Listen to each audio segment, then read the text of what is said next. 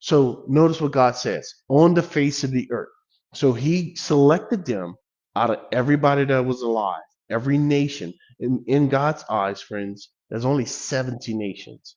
You may count 20, you may count 50, you may count 2 billion. Doesn't matter.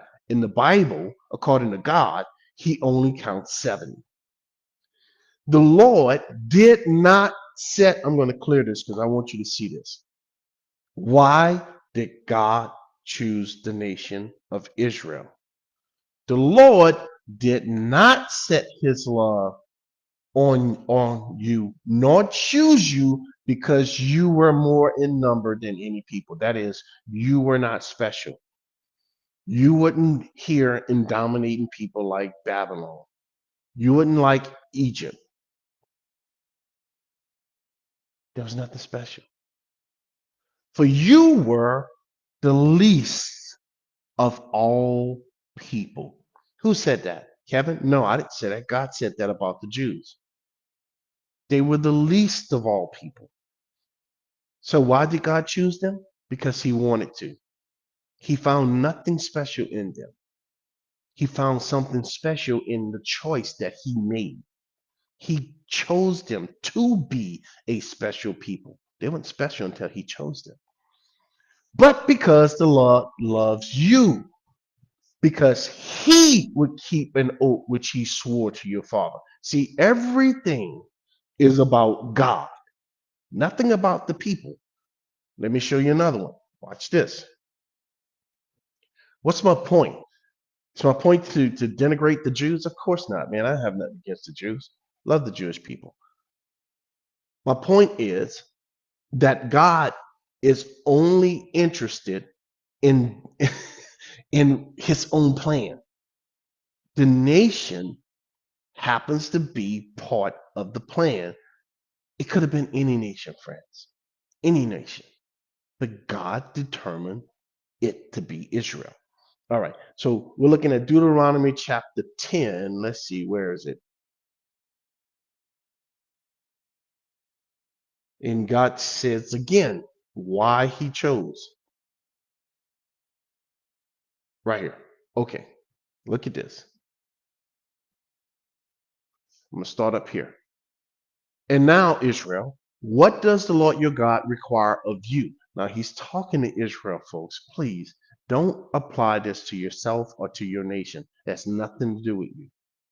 This is a covenant that God made specifically with a particular nation at a particular time. But fear the Lord your God, to walk in all his ways and to love him, to serve the Lord your God with all your heart, with all your soul, and to keep the commandments of the Lord and his statutes, which I command you today for your good. Now listen, could they do that? No, God gave them an impossible task. You say, well, why did he give it to them? Because he knew they couldn't keep it. The whole point was to point them to the sacrifices, which represented Christ. Indeed, heaven and the highest heavens belong to the Lord. Now, here you go. Look at what God is saying. Here's one part of the world, heaven, the highest heavens. See that? They're not the same place, friends. There's your first part of the world, part one, part two, belong to the Lord your God. Also, the earth. There's your three parts that make up the world. So when God talks about the world, you see this, friend. I guarantee you, most of you have read this and you walk right over that. Just completely walked over it, not recognizing that God just described all creation in this one little verse right here. The Lord delighted only, listen to this, folks. The Lord delighted only in your fathers. But wait a minute, God. What do you mean you only delighted in the fathers? What did I tell you based on the scriptures in Romans 9? What the fathers meant? He's talking about himself, Abraham, Isaac, and Jacob, the triune father of Israel, the triune father of Christ. to love them. He chose their descendants after them. Who is the descendants after Christ? All believers.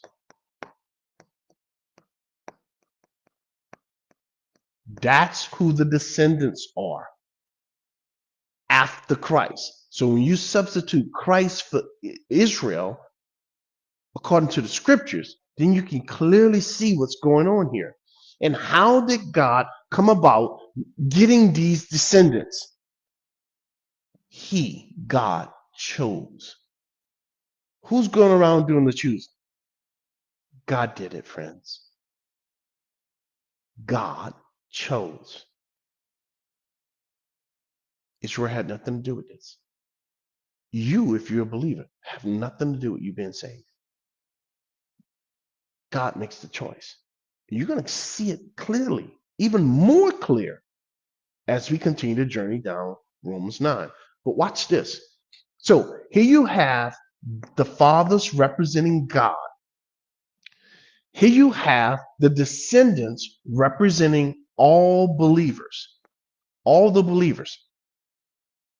He chooses all the believers, listen, above all the people.